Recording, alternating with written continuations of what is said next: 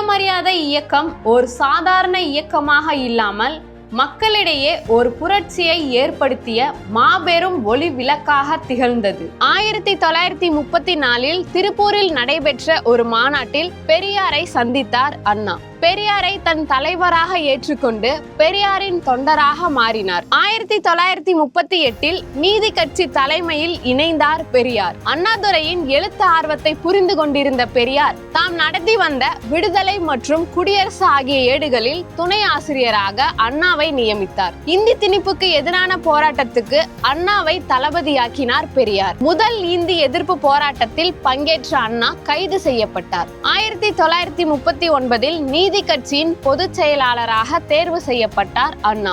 1944 சேலத்தில் நீதி கட்சி மாநாடு நடைபெற்றது. நீதி கட்சி என்ற பெயரை திராவிட கழகம் என்று மாற்றுவதற்கான தீர்மானத்தை அண்ணா முன்மொழிந்தார்.